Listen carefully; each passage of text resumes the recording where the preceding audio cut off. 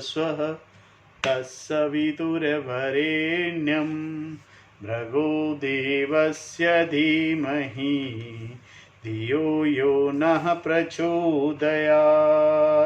ॐ सहना भवतु सहनौ भुनक्तु सह वीर्यं करवावहै तेजस्विनावधीतमस्तु मा विद्विषावहै। ॐ शान्ति शान्ति शान्तिः। श्रुतिस्मृतिपुराणानाम् आलयं करुणालयं नमामि भगवत्पादशङ्करं लोकशङ्करं शङ्करं शङ्कराचार्यं केशवं बादरायणं सूत्रभाष्यकृतौ वन्दे भगवन्तौ पुनः पुनः। ॐ त्वमेव माता च पिता त्वमेव बन्धुश्च सखा त्वमेव विद्या द्रविणं त्वमेव सर्वं मम देव देव। ओम गुरुदेव भगवान शिव शंकर भोलेनाथ कैलाशपति महाराज की जय। श्री कृष्ण शरणं ममः श्री कृष्ण शरणं ममः। देव ऋषि नारद भगवान की जय। सूत जी महाराज की जय। शौनक आदि ऋषियों की जय। भगवान महर्षि व्यास जी महाराज की जय। शुक्रदेव भगवान की जय। शंकराचार्य भगवान की जय। स्वामी चिन्मयानंद भगवान की जय। स्वामी दयानंद भगवान की जय। स्वामी प्रबुदानंद भगवान की जय। माता पिता की जय। सभी गुरु देवताओं की जय। श्री कृष्ण गोविंद हरे मुरारी हे नाथ नारायण वासुदेवा। श्री कृष्ण गोविंद हरे मुरारी हे नाथ नारायण वासुदेवा।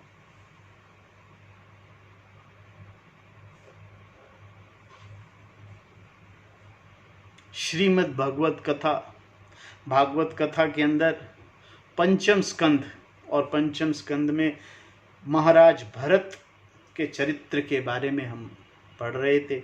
महाराज चरित्र का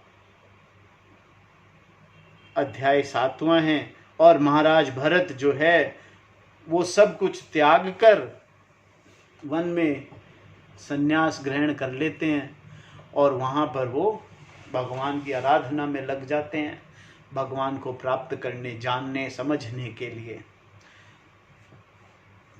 पर वहाँ पर वो एक मृग के मोह में फंस जाते हैं और फिर मृग योनि में जन्म लेते हैं। यहाँ पर द्वितीय दिवस की कथा संपन्न होती है। द्वितीय दिवस की कथा पर विराम लगता है। इसके बाद तीसरे दिन की कथा शुरू होती है। तो हम आज देख लेते हैं कि द्वितीय दिवस के अंदर भगवान ने की कथा के अंदर क्या क्या हमने पढ़ा। द्वितीय दिवस की कथा शुरू होती है देवहूति के साथ कद्रम प्रजापति के विवाह के साथ। कद्रम और देवहूति का विवाह होता है और देवहूति के भगवान कपिल का जन्म होता है।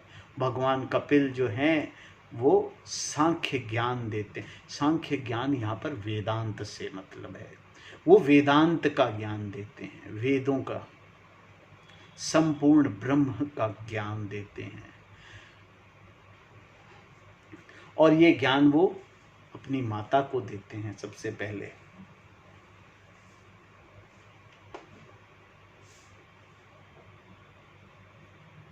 और अष्टांग योग सब तरह की उनकी देवहूति के प्रश्न जो भी होते हैं वो भगवान कपिल उनका वर्णन करते हैं।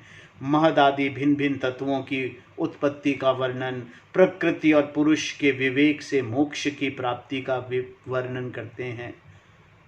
अष्टांग योग की विधि बताते हैं। भक्ति का मर्म और काल की महिमा के बारे में बात करते हैं। देह गेह में आसक्त पुरुषों की अधोगति का वर्णन होता है। मनुष्य योनि को प्राप्त हुए जीव की गति का वर्णन। धूम्र मार्ग देवहूति को तत्व ज्ञान एवं मोक्ष की प्राप्ति होती है। ये तीसरा स्कंद था, जहाँ पे तीसरे स्कंद के 22वें अध्याय पे शुरू हुआ था देवहूति की कथा, जहाँ पर देवहूति का विवाह कद्रम जी से हुआ। कद्रम जी से उनको संतान प्राप्त हुई भगवान कपिल मुनि के रूप में, और भगवान कपिल मुनि जो है उन्हें तीसरे अध्याय के अंदर पूर्ण ज्ञान प्रदान करते हैं, पूर्ण ब्रह्म ज्ञान देते हैं। और ये ज्ञान बहुत डिटेल में यहाँ समझाया गया, जिसके ऊपर हमने करीब 10-15 दिन का समय लगाकर इसको समझने का प्रयत्न किया। इसके बाद चतुर्थ स्कंद शुरू हुआ, जहाँ पर स्वयंभू मनु की कन्याओं के वंश का वर्णन किया गया। भगवान शिव और दक्ष प्रजापति का मनोमलनीय भगवान मनु की कन्याओं में एक कन्या जो है वो दक्ष प्रजापति के यहाँ, दक्ष प्रजापति का भगवान शिव से थोड़ा विवाद था, तो सती का पिता के यहाँ से यज्ञोत्सव में जाने के लिए आग्रह करना, जो शिव और सती की कथा है, जिसके बारे में आप स्वयं जानते हैं अच्छी तरह से, कई बार आपने वो कथा पढ़ी है शिव और सती की, जहाँ शिव जी को न्योता नहीं देते दक्ष प्रजापति, और दक्ष की यज्ञ में आती हैं माँ भवानी सती, और वहाँ पर वो देह त्याग करती हैं, अग्नि में प्रवेश करके देह त्याग करती हैं, और फिर युद्ध शुरू हो जाता है भगवान शंकर के गणों में और प्रजापति के बीच में। और वो फिर उसकी कथा चली। दक्ष यज्ञ पूर्ति के बाद हमने कथा करी थी ध्रुव,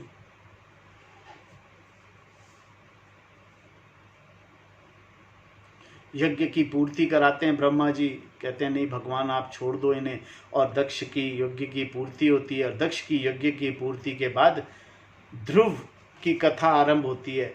ध्रुव की कथा इस प्रकार थी कि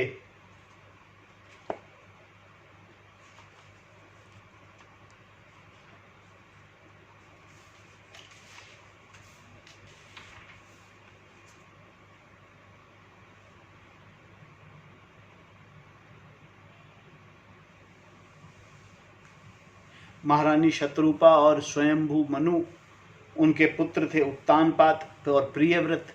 उत्तानपाद के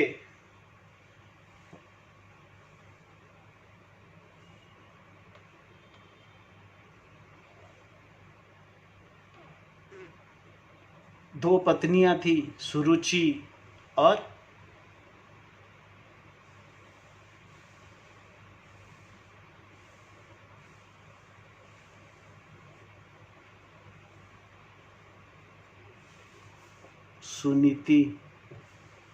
सुनीति और सुरुचि नाम की दो पत्नियां थी।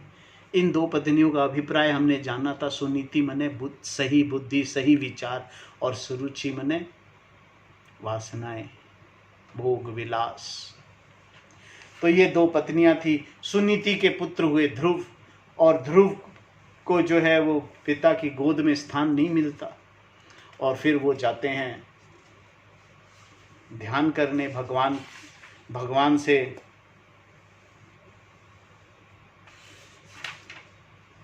वन गमन करते हैं, और वहाँ भगवान का ध्यान करते हैं, भगवान से ज्ञान प्राप्त करते हैं। भगवान से ज्ञान प्राप्त करके मगर वो फिर मांगते तो राज्य ही हैं। तो ध्रुव कहते हैं कि यार मैंने तो फिर राज्य मांग लिया। पर इस प्रकार वो इस पूर्ण सृष्टि का राज्य करते हैं, घर वापस आकर के, और पिता की आज्ञा से राज्य करते हैं। राज्य करके उनका जो छोटा भाई होता है, सुरुचि का पुत्र उत्तम,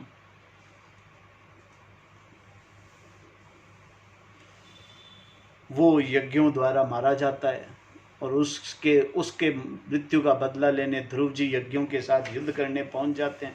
स्वयंभू मनु आकर ध्रुव जी को युद्ध बंद करने के लिए समझाते हैं, और ध्रुव जी का फिर ध्रुव जी को कुबेर से वरदान मिलता है, और विष्णु लोक की प्राप्ति होती है, और ध्रुव जी को एक अलग लोक प्रदान होता है जिसे ध्रुव लोक कहा जाता है। और ध्रुव जी से पुत्र होते हैं अंग, और हमने फिर ये राजा अंग का चरित्र किया। राजा अंग के पुत्र होते हैं वेन, वेन जी की कथा करी। वेन की कथा के बाद महाराज पृथु का आविर्भाव और राज्याभिषेक हुआ। महाराज पृथु जो हैं वो बहुत ही आदरणीय होते हैं। महाराज पृथु का पृथ्वी पर कुपित, महाराज जो पृथु होते हैं वो भगवान के अवतार ही होते हैं, भगवान का अंश अवतार है। तो पृथ्वी को धोते हैं। धोने का मतलब पृथ्वी में से अन्न धन जल सब चीजें निकालते हैं पृथ्वी को धो के। तो वो स्तुति हमने भगवान की, वो कथा पृथ्वी दोहन की कथा हमने करी थी। पृथ्वी दोहन के बाद महाराज जो है 100 अश्वमेघ यज्ञ करते हैं। 100 अश्वमेघ यज्ञ उनके पूरे नहीं हो पाते क्योंकि उनके यज्ञों को इंद्र पूरे नहीं होने देता।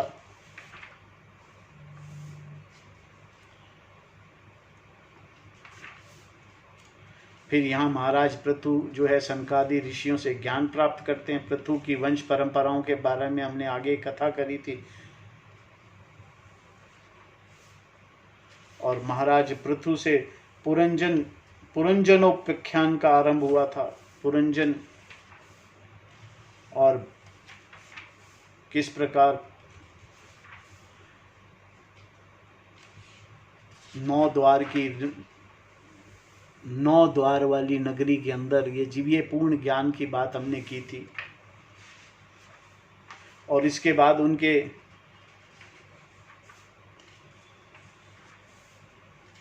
उत्तानपाद की पुत्रों की कथा यहाँ समाप्त हुई। और फिर हमने प्रियव्रत के चरित्र के बारे में पढ़ा। उनके 2 पुत्र थे ना महाराज मनु के, उत्तानपाद और प्रियव्रत। उत्तानपाद के पुत्र यहाँ पर 4थे स्कंद तक उत्तानपाद के पुत्रों के बारे में पढ़ा। उसके बाद 5म स्कंद में प्रियव्रत का चरित्र पढ़ा। प्रियव्रत के पुत्र हुए अग्नेंद्र, अग्नेंद्र के पुत्र हुए राजा नाभि, राजा नाभि के हुए ऋषभदेव। ऋषभदेव जो हैं वो स्वयं भगवान का अवतार कहे जाते हैं। ऋषभदेव जी जो हैं वो बहुत ज्ञानी, और उनसे भी ज्ञान, उन्होंने अपने पुत्रों को संपूर्ण ज्ञान दिया। फिर ऋषभदेव जी ने देह त्यागा। ऋषभदेव जी के पुत्र हुए भरत, जिनके भरत के नाम से ये देश भारत कहलाया। और ये कथा भरत के ही वंशज थे कौरव और पांडव, जिसकी कथा हम आगे पढ़ेंगे। और महाराज भरत के पुत्र भरत जो हैं वो वनवास के लिए चले जाते हैं। सब राज्य भोग भाग के उसके बाद वो जाते हैं वनवास में। वन में वहाँ वो जप तप करने लगते हैं और वहाँ वो मृग की वासना में फंस जाते हैं, मोह में फंस जाते हैं। और मृग के मोह में फंसने की वजह से उनको मृग योनि प्राप्त होती है। ये तो थी कथा की बात। अब बात करते हैं ज्ञान की।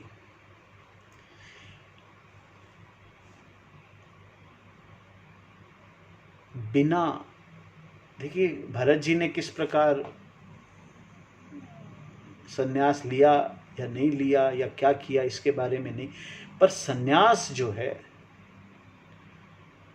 वो कर्मों के करते करते ही, कर्मों को करते हुए ही, गृहस्थ कर्म को करते हुए ही, अगर आप गृहस्थ कर्मों को कर्म योग की तरह कर रहे हैं, उनमें आपकी आसक्ति नहीं है, अगर आप उनमें आसक्त नहीं हो रहे, उनकी सत्ता को, उनकी सत्यता को आप जानते हैं, अगर समझ पा रहे हैं, अगर आप ये जान पा रहे हैं कि ये करते हुए भी मैं नहीं कर रहा हूँ, कर्म करते हुए भी अकर्ता को समझ पाना भी संन्यास ही है। इसके लिए कुछ त्याग कर जाने की जरूरत नहीं है। संन्यास का मतलब त्यागना नहीं है। ठीक है, वो है एक समय के बाद आप स्वयं, जब ये सारे कर्मों से निवृत्त हो जाएंगे तो आप स्वयं त्याग देंगे, अपने आप ही त्यागे जाएंगे। जिस प्रकार बचपन में खिलौने जो आप खेलते थे, क्या आपने उन्हें त्यागा है? नहीं ना। आप खिलौने त्यागते नहीं हो, छोड़ के बस आज के बाद मैं खिलौनों से नहीं खेलूंगा, ऐसा नहीं होता। आपको आपको उन सबको अब उन खेलों की ज़रूरत नहीं है, आपको समझ आ गया कि वो खेल अब आपके लिए नहीं है। इसी प्रकार गृहस्थ कर्म भी करते हुए ही ये समझ आ जाना कि ये कर्म में मैं अकर्ता हूं, मैं कर नहीं रहा हूं।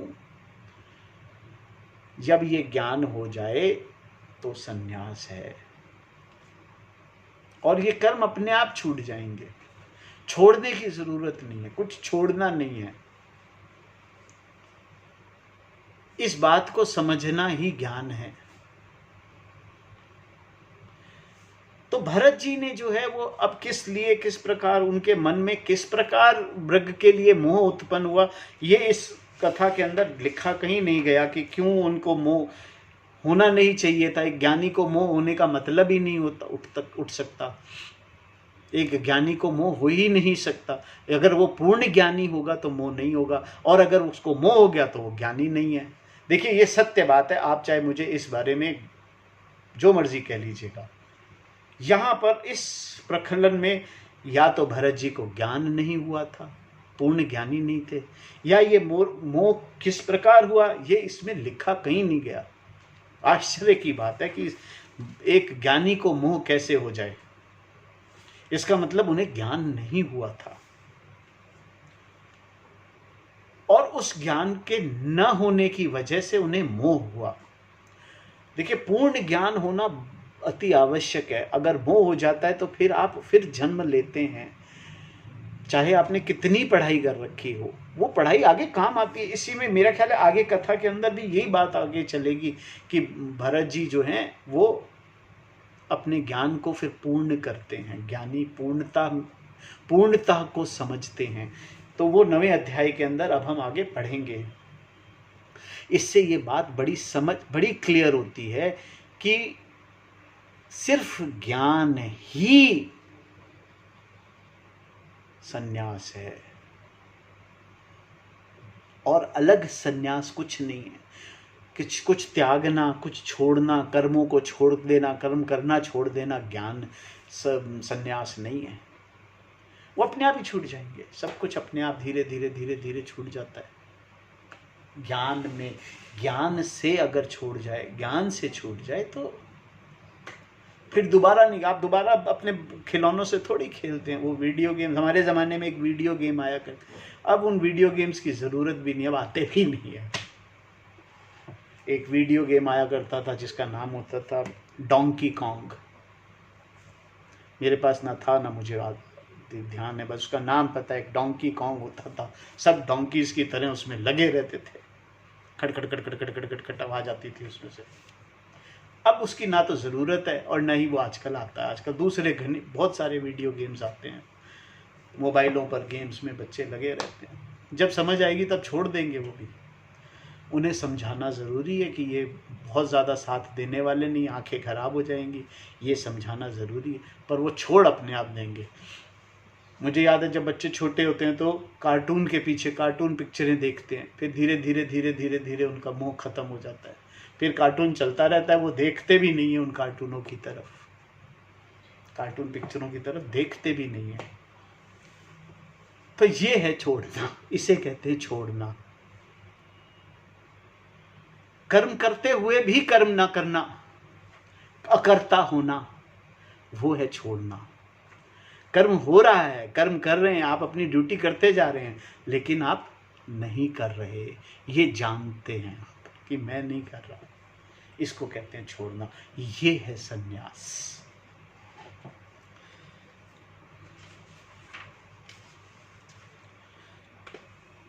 तो 9वें अध्याय में भरत जी का ब्राह्मण कुल में जन्म होता है, जहाँ श्री सुखदेव जी भगवान को प्रणाम करते हुए श्री सुखदेव भगवान की जय।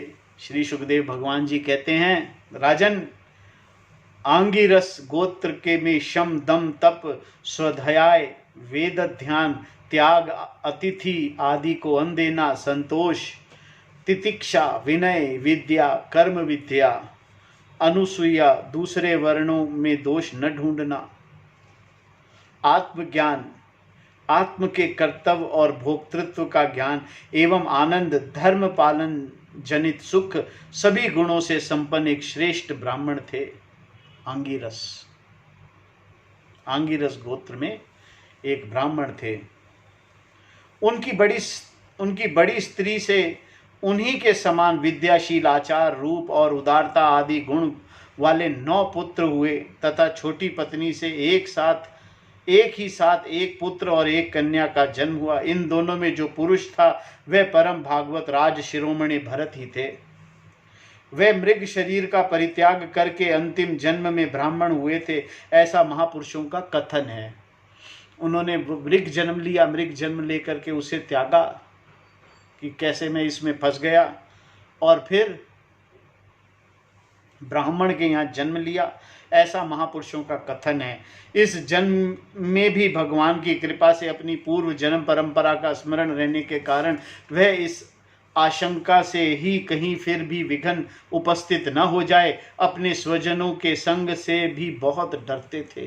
किसी का संग ही नहीं करते थे, उन्हें डर लगता था कि किसी का संग किया और मोह हुआ, इसीलिए वो संग करने से भी डरते थे। हर समय जिनका श्रवण, स्मरण और गुण कीर्तन सब प्रकार से कर्म बंधन को काट देता है, श्री भगवान के उन युगल चरण कमलों को ही हृदय में धारण किए रहते थे तथा दूसरों की दृष्टि में अपने को पागल, मूर्ख, अंधे और बहरे के समान दिखाते थे। पिता तो उनमें भी वैसे ही स्नेह था, इसीलिए ब्राह्मण देवता ने अपने पागल पुत्र को भी शास्त्र अनुसार साम व्रतन पर्यंत विवाह के पूर्व के सभी संस्कार करने का विचार से उनका उपनयन संस्कार किया। यद्यपि वे चाहते नहीं थे तो भी पिता का कर्तव्य है कि पुत्र को शिक्षा दे।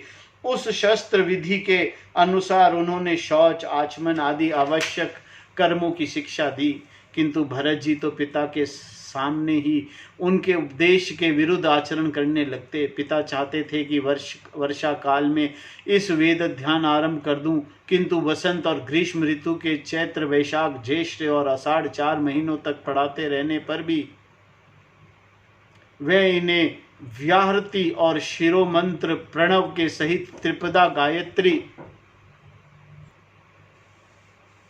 भी अच्छी तरह याद न करा सके। ऐसा होने पर भी अपने इस पुत्र को अब उनका आत्मा के समय समान अनुराग था, इसीलिए उसकी प्रवृत्ति न होने पर भी वह पुत्र को अच्छी तरह शिक्षा देना चाहिए। ऐसा अनुचित आग्रह से उसे शौच, वेद ध्यान, व्रत नियम तथा गुरु और अग्नि की सेवा आदि ब्रह्मचर्य आश्रम आवश्यक नियमों की शिक्षा देते ही रहे, किंतु अभी पुत्र को सुशिक्षित देखने का उनका मनोरथ पूरा न हो पाया था और स्वयं भी भागवत जन रूप अपने मुख्य कर्तव्य से असावधान रहकर केवल घर के धंधों में ही व्यस्त थे कि सदा सजग रहने वाले काल भगवान ने आक्रमण करके उनका अंत कर दिया।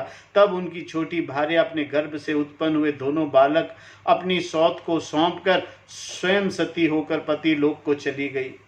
भरत जी के भाई कर्मकांड को सबसे श्रेष्ठ समझते थे। वे ब्रह्म ज्ञान रूप पर विद्या से सर्वथा अनभिज्ञ थे, इसीलिए उन्हें भरत जी का प्रभाव भी ज्ञात नहीं था। वे उन्हें नीरा मूर्ख समझते थे। अतः पिता के परलोक से धारने पर उन्होंने उन्हें पढ़ाने लिखने का आग्रह भी छोड़ दिया। भरत जी को माना अपमान का कोई विचार न था। जब साधारण नर पशु उन्हें पागल, मूर्ख अथवा बहरा कहकर पुकारते तब वे उसी के अनुरूप भाषण करने लगते।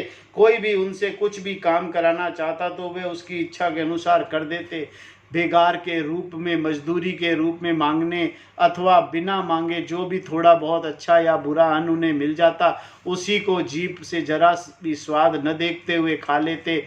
अन्य किसी कारण से उत्पन्न न होने वाले स्वतः सिद्ध केवल ज्ञान आनंद स्वरूप आत्मज्ञान उन्हें प्राप्त हो गया था। इसीलिए शीतोषण, मानापमान आदि द्वंद्वों से होने वाले सुख दुख आदि में उन्हें देह अभिमान की स्फूर्ति नहीं होती थी। वे सर्दी, गर्मी, वर्षा और आंधी के समय सांड के समान नंगे पड़े रहते थे।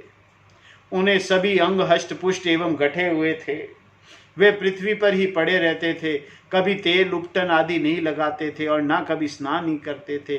इससे उनके शरीर पे मैल जम गई थी। उन्हें ब्रह्म तेज धूलि से ढके हुए मूल्यवान मणि के समान छिप गया था। वे अपनी कमर तक एक मैला कुचैला कपड़े लपेटे रहते थे। उनका यज्ञोपवीत भी बहुत ही मैला हो गया था। इसीलिए अज्ञानी जनता यह कोई द्विज है, कोई अधम ब्राह्मण है, ऐसा कहकर उनका तिरस्कार कर दिया करते थे। किंतु वे इसका कोई विचार न करके स्वच्छंद विचरण करते थे।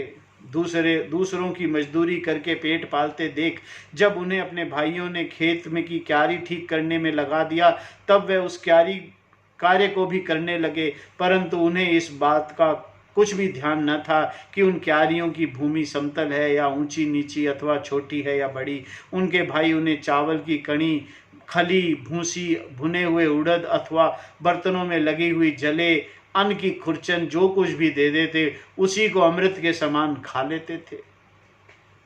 किसी समय डाकुओं ने, सरदार ने, जिनके सामंत शूद्र जाति के थे, पुत्र की कामना से भद्रकाली को मनुष्य की बलि देने का संकल्प किया। उसने जो पुरुष पशु बलि देने के लिए पकड़ मंगाया था, वह देववश उसके फंदे से निकलकर भाग गया। उसे ढूंढने के लिए उसके सेवक चारों ओर दौड़े, किंतु अंधेरी रात में, आधी रात के समय कहीं उसका पता न चला। उसी समय देवयोग से अकस्मात उनकी दृष्टि इस अंगिरा सोगत्रीय ब्राह्मण कुमार पर पड़ी, जो वीरासन में बैठे हुए थे। मृग, वाराह आदि जीवों से खेत की रखवाली कर रहे थे। उन्होंने देखा कि यह पशु तो बड़े अच्छे लक्षणों वाला है, इससे हमारे स्वामी का कार्य अवश्य सिद्ध हो जाएगा। यह सोचकर उनका मुख आनंद से खिल उठा और वह उन्हें रस्सियों से बांधकर चंडिका के मंदिर में ले आए। तदंतर उन चोरों ने अपने पद्धति के अनुसार विधि पूर्वक उनका अभिषेक एवं स्नान कराकर उन कोरे वस्त्र पहनाए तथा नाना प्रकार के आभूषण, चंदन, माला और तिलक आदि से विभूषित कर अच्छी तरह भोजन कराया। फिर धूप, दीप, माला, खील, पत्ते, अंकुर और फल आदि उपहार सामग्री के सहित बलिदान की विधि से गान, स्तुति और मृदंग एवं ढोल आदि महान शब्द करते हुए पुरुष पशु को भद्रकाली के सामने नीचा सिर करके बैठा दिया। इसके पश्चात दैत्युराज ने के पुरोहित बने हुए लुटेरे ने अपने उस नर पशु के रुधिर से देवी का तृप्त करने के लिए देवी मंत्रों से अभिमंत्रित एक तीक्ष्ण खड्ग उठाया। चारों चोर स्वभाव से रजोगुणी तमोगुणी थे ही धन के मद से उनका चित्त और भी उन्मत्त हो गया था। हिंसा भी उनकी स्वाभाविक रुचि थी। इस समय तो वह भगवान के अंश रूप ब्राह्मण कुल का तिरस्कार करके स्वच्छंदता से कुमार्ग की ओर बढ़ रहे थे।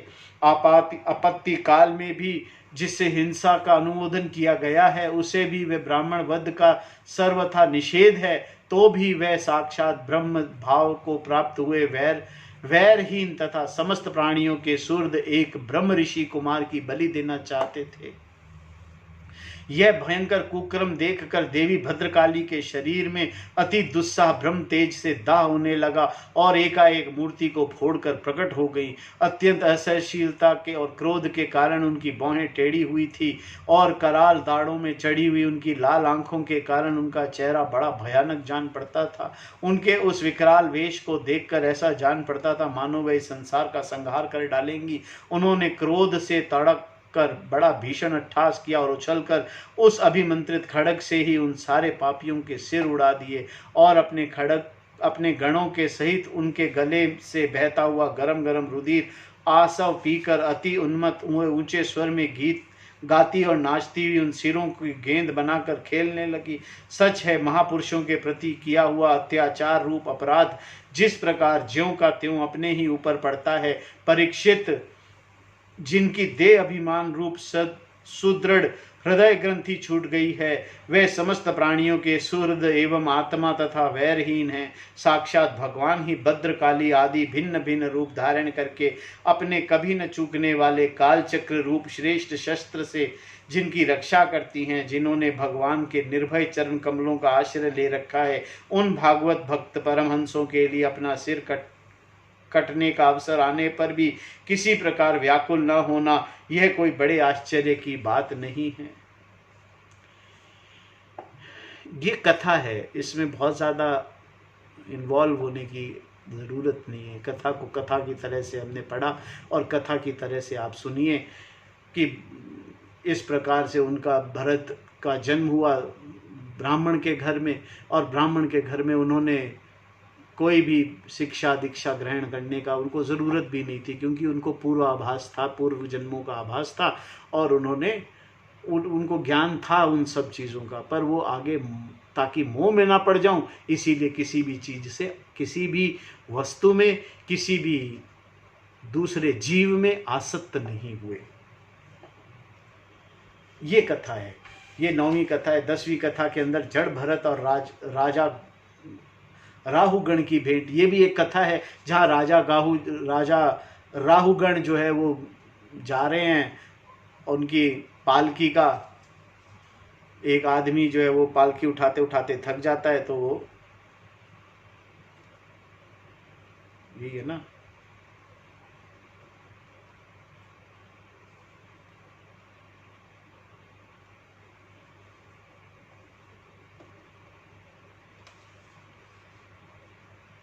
पालकी को ले जाते हैं, पर वो राहुगण को समझ आ जाती है कि ये पालकी उठाने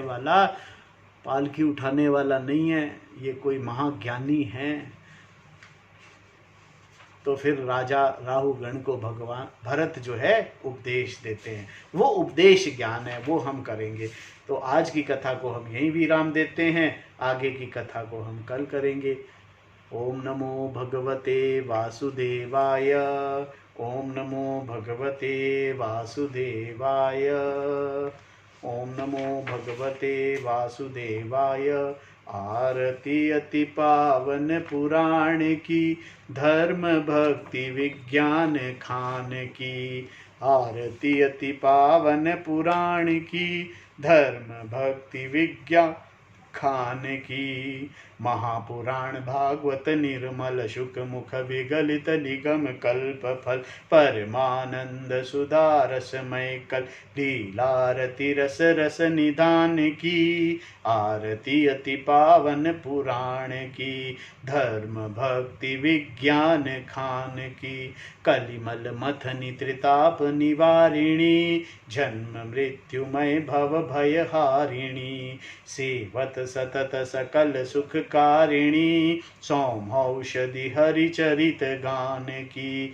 आरती अति पावन पुराण की, धर्म भक्ति विज्ञान खान की। विषय विलास विमोह विनाशिनी, विमल विराग विवेक विकासिनी। भगवत तत्व रहस्य प्रकाशिनी, परम ज्योति परमात्म ज्ञान की। आरती अति पावन पुराण की, धर्म भक्ति विज्ञान खान की। परमहंस मुनि मन उल्लासिनी, रसिक हृदय रस रास विलासिनी। भुक्ति भुक्ति रति प्रेम सुदासिनी, कथा अकिंचन प्रिय सुजान की। आरती अति पावन पुराण की, धर्म भक्ति विज्ञान खान की। ओम नमो भगवते वासुदेवाय। ओम नमो भगवते वासुदेवाय। ओम पूर्णमदः पूर्णमिदं पूर्णात् पूर्णमुदच्यते, पूर्णस्य पूर्णमादाय पूर्णमेवावशिष्यते। ओम शांति शांति शांतिः। हरिः ओम तत्सत्। ओम गुरुभ्यो नमः। ओम श्रीमन्नारायण नारायण नारायण, भजमन्नारायण नारायण नारायण, हरिहर नारायण नारायण नारायण, हरिहर नारायण नारायण नारायण। श्रीमन्नारायण नारायण नारायण, हरिहर नारायण नारायण नारायण, भजमन्नारायण।